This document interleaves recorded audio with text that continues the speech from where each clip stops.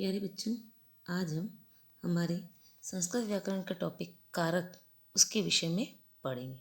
ठीक है, तो देखिए आज का हमारा टॉपिक है कारक विभक्ति परिचय। यानी हम पढ़ेंगे कि कारक, कारक की परिभाषा, उसके चिन्हों और उनकी विभक्तियों के बारे में। ठीक है, सबसे पहले आप देखिए कारक है क्या चीज़। ठीक है, वाक्ये क्रियायाः साक्षात् अन्वयः येन पदेन शब्देन सह भवति तत्पदं कारकः भवति। कारकाणाम् अर्थ प्रकटयितुं येषां प्रत्ययानां संयोजनं शब्दैः सह भवति ते प्रत्ययाः कारक विभक्तयः भवन्ति। अब इसको देखना एक बार। वाक्य यानी वाक्य में, क्रियायाः क्रिया का, साक्षात यानी सीधा। साक्षात का मतलब क्या होता है? सीधा। तो अन्वय यानी संबंध, येन यानी जिन, पदेन शब्देन, पद या शब्दों, स यानी साथ, भवती होता है, तत् वे, पदम पद, कारकम कारक, भवती यानी होते हैं। अब इसको एक साथ देखना। वाक्य में क्रिया का सीधा संबंध जिन पदों या शब्दों के साथ होता है वे पद कारक होते हैं, अर्थात कारक कहलाते हैं। वापस देखना है इसको।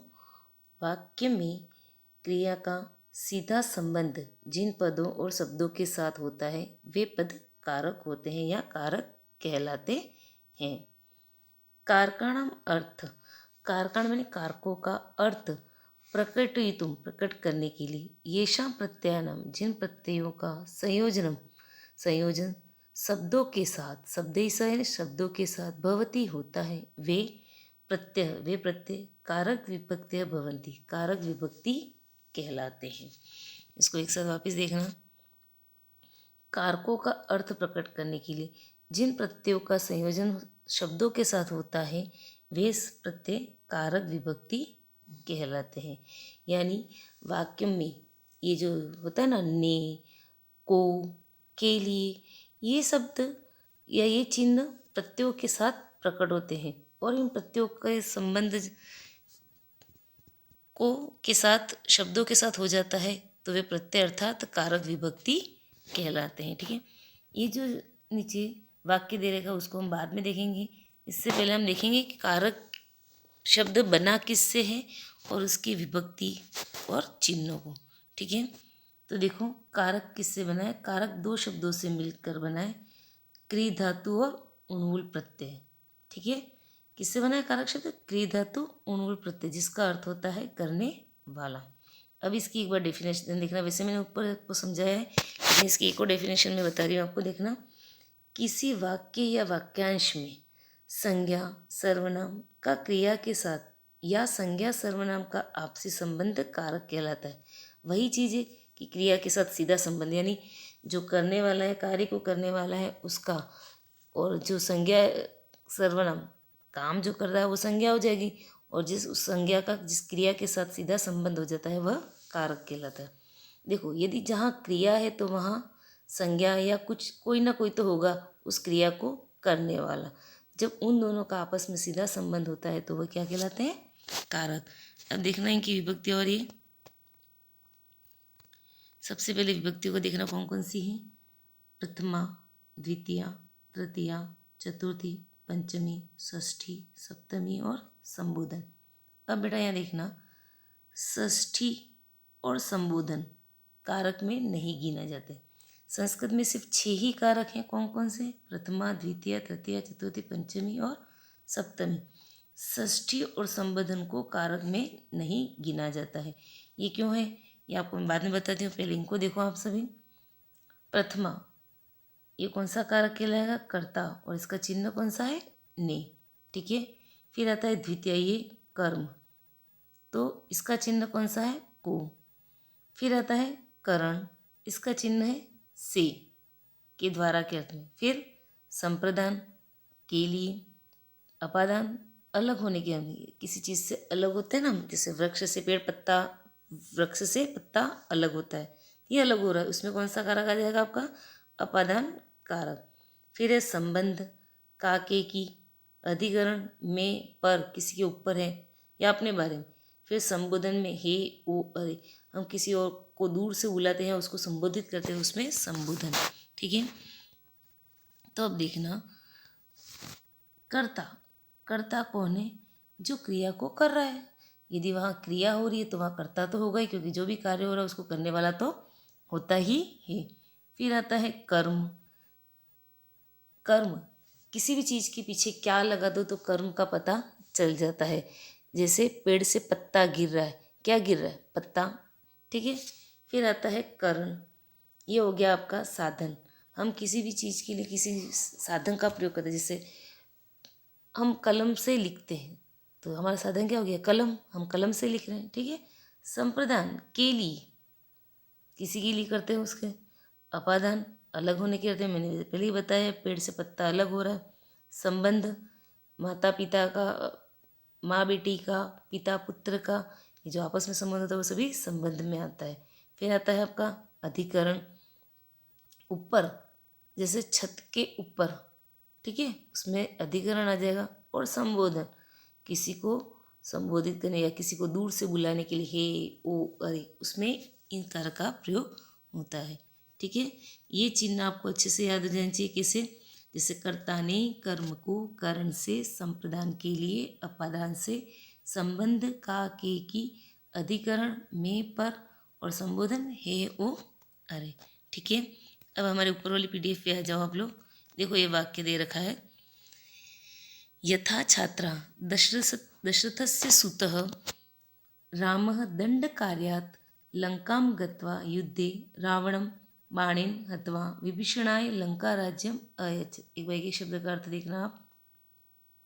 यथा यानी जैसे, छात्रा, हे छात्रों, दशरथस्य, दशरथ के, सुत यानी पुत्र, रामः, राम ने, दंडकारण्यात, दंडकारण्यात एक वन का नाम है, दंडकारण्य वन। ठीक है, दंडकारण्य वन से लंकाम, लंका को, गत्वा जाकर, युद्धे, युद्ध में, रावणम, रावण को, बाणेन, बाण से, हत्वा, मारकर, विभीषणाय, विभीषण के लिए, लंकाम राज्य, लंका राज्य को, अयच्छत, दिया।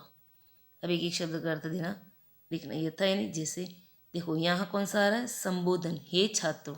ठीक है, फिर आ जाएगा दशरथस्य, यहाँ षष्ठी विभक्ति, दशरथ के, सुतः, पुत्र, राम, राम ने, यहाँ दोनों में कौन सी हो गई? प्रथमा।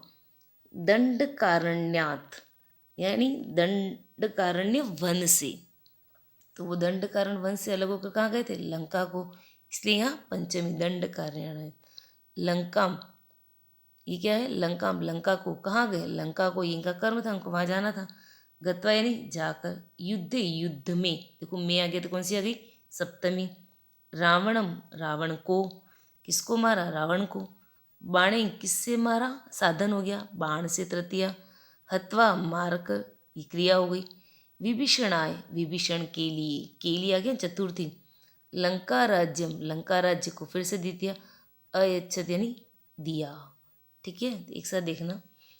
जैसे, हे छात्रों, दशरथ के पुत्र राम ने दंडक वन से लंका को जाकर युद्ध में रावण को बाण से मारकर विभीषण के लिए लंका राज्य को दिया। अब देखना, ये नीचे बता रखा कि इसमें कौन सी विभक्ति लगी। सुत और राम दोनों कर्ता है, इसमें प्रथमा विभक्ति है। फिर इनका काम क्या था? लंका में जाना था, रावण को मारना था और लंका राज्य देना था। ये इसका कर्म हो गया, इनका ये कार्य था। ठीक है, फिर आता है बाणेन, किससे मारा? बारण से, ये साधन हो गया, करण, और साधन में हमेशा तृतीया।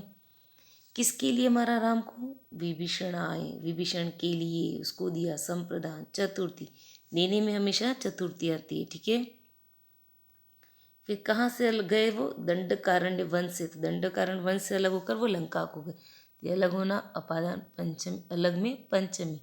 फिर है युद्धे, युद्ध में आ गया, तो में आने पर अधिकरण और सप्तमी। ठीक है, तो आपको बच्चों ये चिन्ह अच्छे से याद होने चाहिए जो मैंने नीचे लिखा है। ठीक है, अब देखिए यहाँ बता रखा है षष्ठी और संबोधन क्यों नहीं है कारक। देखना, विशेष में षष्ठी विभक्ते अर्थ संबंधः अस्ति, संबंधः संबोधनं च कारकं न भवति। उदाहरण, दशरथस्य, हे छात्रा, इति पदयोः साक्षात् अन्वय क्रियाया अयच्छत् इत्यन पदेन सह न अस्ति, अतः संस्कृत एते पदे कारके न भवतः। विशेष यानी इसको बता रखा है अंडरलाइन विशेष में कि क्यों नहीं है। षष्ठी विभक्ति अर्थ संबंध अस्ति। षष्ठी विभक्ति का अर्थ कैसे क्या है, संबंध है। ठीक है, षष्ठी विभक्ति का अर्थ क्या है, संबंध। संबंध संबोधन च कारक न भवन्ति। संबंध च बीच में आ जाए और संबोधन कारक नहीं होते हैं। उदाहरण में देखना, दशरथस्य हे छात्र। दशरथस्य यानी दशरथ का पुत्र राम, ये संबंध हो गया, लेकिन दशरथ का क्रिया के साथ कोई भी संबंध नहीं। संबंध क्रिया का किसके साथ है, राम के साथ। तो ये सिर्फ संबंध है, लेकिन उसका क्रिया के साथ सीधा संबंध नहीं है। हे छात्रों, इसका भी क्रिया वाक्य के साथ सीधा संबंध नहीं, इसलिए ये दोनों इति पदों, इन पदों में इनका अन्वय क्रिया के साथ सीधा संबंध नहीं है, इसलिए ये कारक पद नहीं है। अतः संस्कृत एते पदे कारक न भवति, इसलिए संस्कृत में ये दोनों कारक नहीं है। इसको एक साथ देखना। षष्ठी विभक्ति का अर्थ संबंध है। संबंध और संबंधन कारक नहीं होते हैं। उदाहरण दे रखा, देखना, दशरथ के हे छात्रा। इन पदों का सीधा संबंध क्रिया के साथ नहीं है। क्रिया क्या है, अयच्छत्, तो इन दोनों पदों का क्रिया के साथ सीधा संबंध नहीं है। अतः यानी इसलिए संस्कृत में ये दोनों कारक नहीं होते हैं। ठीक है बच्चों, तो आपका होमवर्क क्या रहेगा, आपको कारक की परिभाषा याद करनी है और इनके चिन्हों को याद करना है, और इन्हें अपनी कॉपी में भी आपको यानी अपनी नोटबुक में भी उतारना है। ठीक है, कारक में मेन इन चिन्हों का और इन विभक्तियों का विशेष प्रयोग होता है। ठीक है, धन्यवाद।